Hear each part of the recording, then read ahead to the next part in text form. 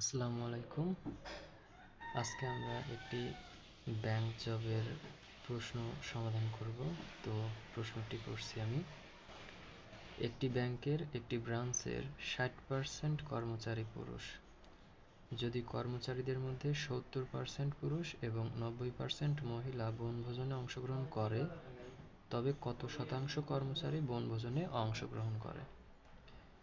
আচ্ছা, তো বরাবরের মতো আমি যেটা চাই সেটা হচ্ছে যে আমরা আগে কি করব, প্রশ্নটাকে ভালোভাবে বুঝে নিব।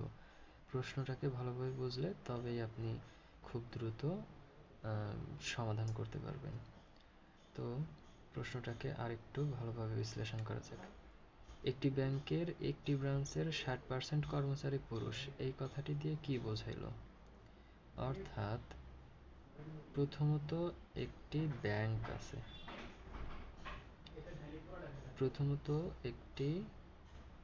ব্যাংক আছে, এবং এই ব্যাংকের 60% কর্মচারী পুরুষ।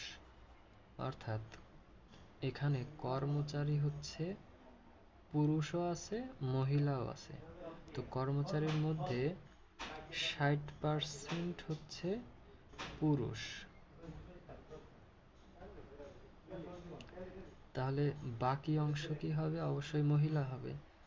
অর্থাৎ 40% মহিলা আছেন।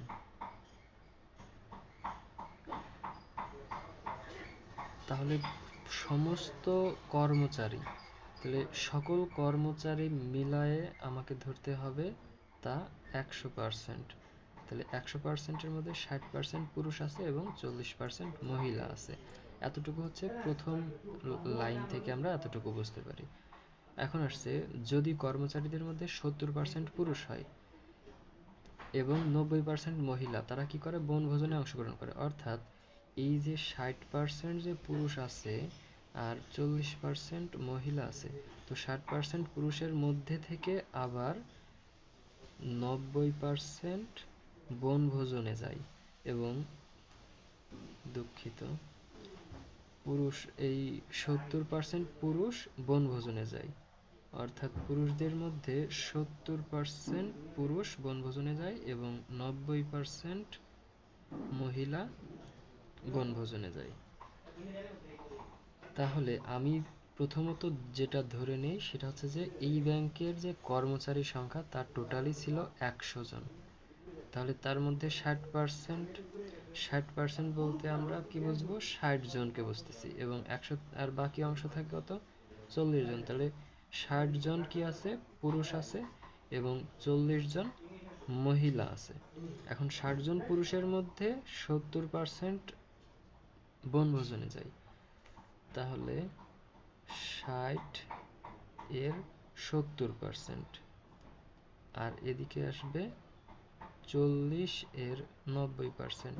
তাহলে 60 এর 70% কত হয়? 60 গুণন 70/100। আর এদিকে 40 এর 90% অর্থাৎ 40 গুণন 90/100। শূন্যগুলোকে কেটে দিয়ে এখানে আমরা পাচ্ছি 42, আর এখানে শূন্যগুলোকে কেটে আমরা পাচ্ছি 36। অর্থাৎ 60 জন পুরুষ এবং 40 জন মহিলা, দুই ক্ষেত্রে মোট আছে 100 জন। তো 100 জন থেকে আমাদের 42 জন পুরুষ এবং 36 জন মহিলা বনভোজনে যায়। অর্থাৎ 42 যোগ 36 সমান কত? 78। তাহলে 78 জন যাচ্ছে কোথায়? বনভোজনে। আমাদের প্রশ্নে এখন একটু ফিরি, যে বলছে যে কত শতাংশ। তাহলে শতাংশের হিসাব আসলে অবশ্যই এই রেজাল্টটা কার ভিত্তিতে আসতে হবে? 100 এর ভিত্তিতে। অর্থাৎ 100 জনে কতজন বনভোজনে যায়। তো আমরা ধরেই নিয়েছিলাম টোটাল আছেই 100 জন। তাহলে 100 জনের জন্যই তো 78 জন পাইছি। অর্থাৎ 100 জনে 78 জন বনভোজনে যায়।